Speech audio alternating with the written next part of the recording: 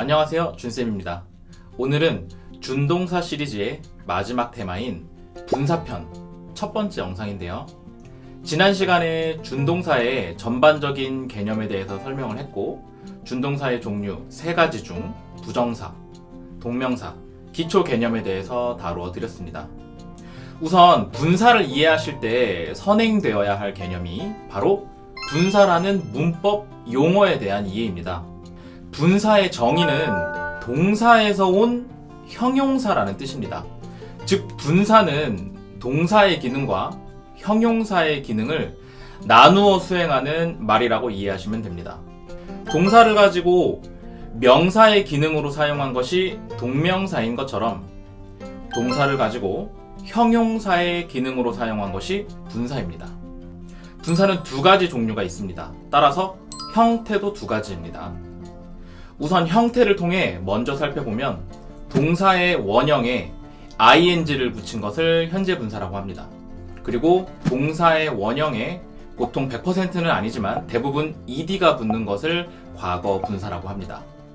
끓다라는 뜻의 boil이라는 동사에 ing를 붙이면 현재 분사 boiling이 됩니다.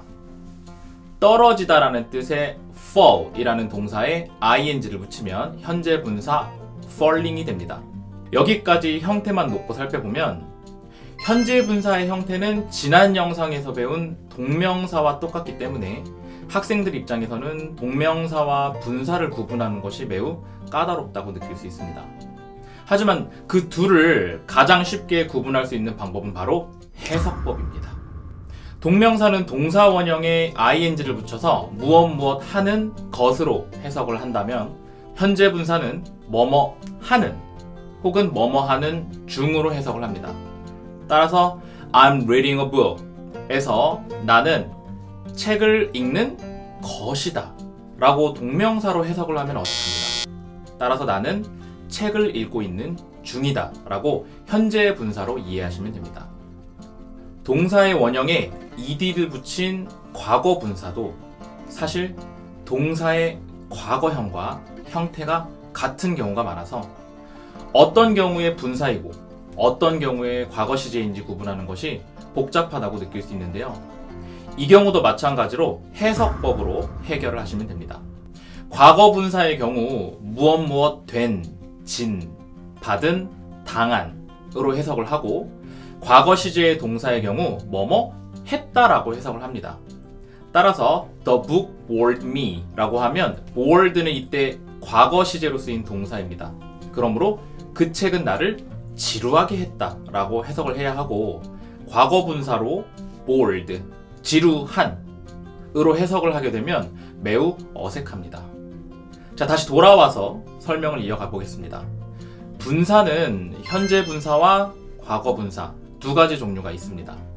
현재 분사는 동사 원형에 ing를 붙여서 뭐뭐 하는 중으로 해석을 합니다. 즉, 현재 분사에는 진행과 능동의 뜻이 존재합니다. A flying bird, 날고 있는 새, 즉 진행을 의미하고, an exciting story, 사람들을 신나게 하는 이야기, 즉 능동을 의미합니다. 과거 분사는 보통 동사 원형에 ed를 붙여서 뭐뭐 된, 진, 받은, 당한으로 해석을 합니다. 즉 과거 분사에는 완료와 수동의 뜻이 존재합니다. The fallen leaves, 떨어진 낙엽들, 즉 완료를 나타내고, the excited people, 신이 난 사람들, 수동을 의미합니다. 방금 보았던 예문들처럼 분사는 명사를 수식하는 기능을 하기도 하지만, 분사는 주격 보어와 목적격 보어로도 사용이 가능합니다. She stood leaning against a tree. 그녀는 서 있었다, 나무에 기대어. 여기서 leaning은 주어인 she의 상태를 설명하는 주격 보어로 사용되었습니다. She found him lying on the floor. 그녀는 발견했다, 그가 바닥에 누워있는 것을. 여기서 lying은 목적어인 힘의 상태를 서술하는 목적격 보어로 사용되었습니다. 오늘 영상을 간단히 정리해보면 분사라는 용어는 동사의 기능과 형용사의 기능을 나누어 수행하는 말이고, 따라서 분사는 형용사처럼 명사를 수식하기도 하고 보어로 사용되기도 합니다.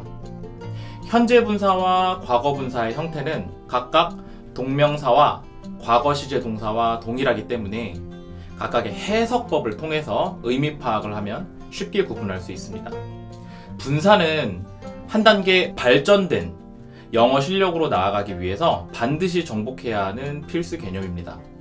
분사는 형용사의 기능 외에도 여러 가지 다른 역할을 가지고 있는데요. 영상이 길어져서 그 내용은 다음 영상에서 다시 소개하도록 하겠습니다. 오늘도 시청해 주셔서 감사합니다.